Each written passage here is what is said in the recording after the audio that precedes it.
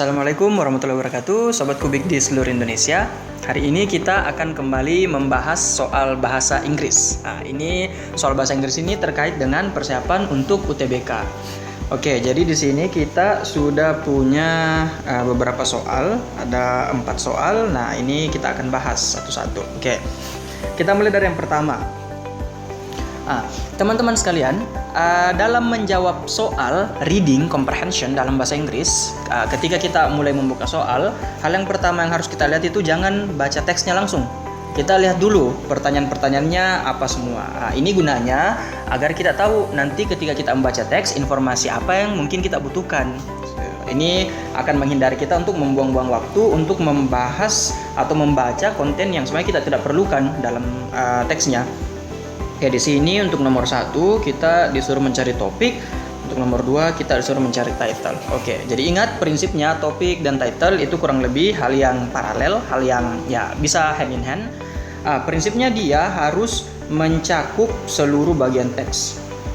Itu prinsip yang paling penting dari sebuah topik atau sebuah judul. Jadi dia harus mencakup seluruh bagian teks. Nah, karena ini kita cuma satu paragraf, kita lihatlah di paragraf ini dia bahas apa. Oke. Pertama dia kenalkan dulu tentang Fort Knox, yang ada di Kentucky. Katanya Fort Knox itu adalah tempat di mana ada US Army Post. Oke. Tapi katanya Fort Knox ini sekarang sudah di-renowned, dia menjadi bullion depository.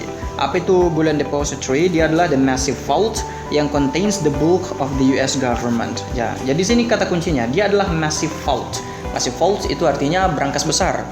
Oke, kita lihat apa konten dari brankas besar itu yang dibahas. Pertama di sini dia katakan bahwa buildingnya itu constructed for granite, steel, and concrete. Kemudian vaultnya juga katanya itu made of steel and concrete juga.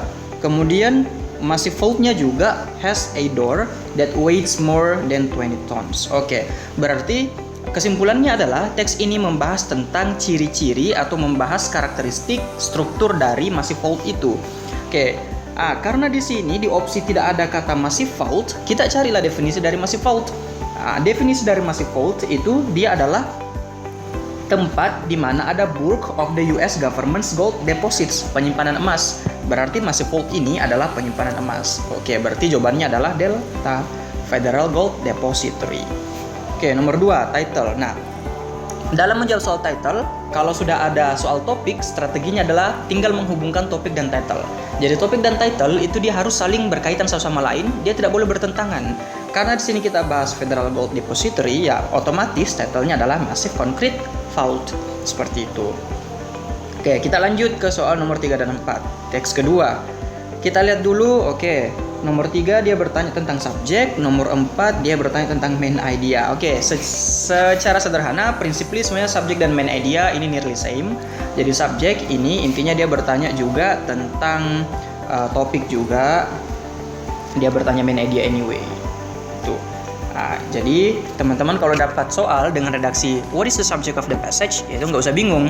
Karena kan itu artinya dia tanyakan topik, tanyakan main idea juga. Prinsipnya sama kayak sebelumnya. Cari yang merangkul atau cari yang mencakup seluruh bagian teks. Kembali lagi, ini cuma satu paragraf. Kita saja lihat langsung. Oke, di sini dijelaskan tentang identifying characters of a mineral. Jadi, karakter-karakter yang bisa mengidentifikasi sebuah mineral. Katanya karakter yang dimaksud adalah relative hardness-nya, kekerasan relatif. Di sini dijelaskan bahwa harder mineral itu bisa nge-scratch, bisa menggores softer one. Tapi tidak sebaliknya. Karena ada kata but.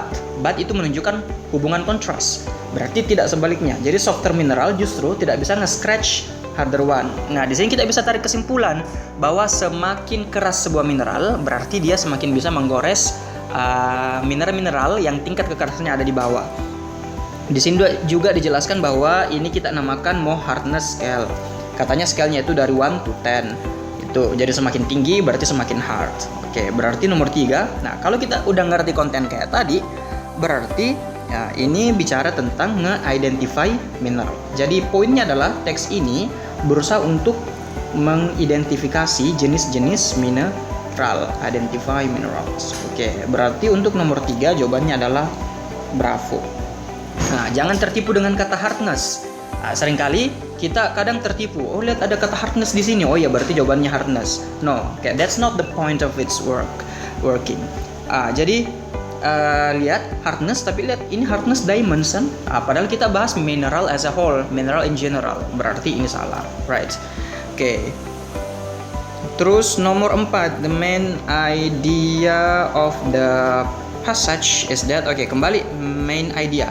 Tadi ingat main idenya adalah semakin keras sebuah mineral, semakin dia bisa nge-scratch mineral yang lebih lembut, lebih lemah ceritanya kan. Kita cari, coba. Hardness of a mineral, jadi kekerasan mineral bisa ditentukan dengan kemampuannya untuk membuat mark.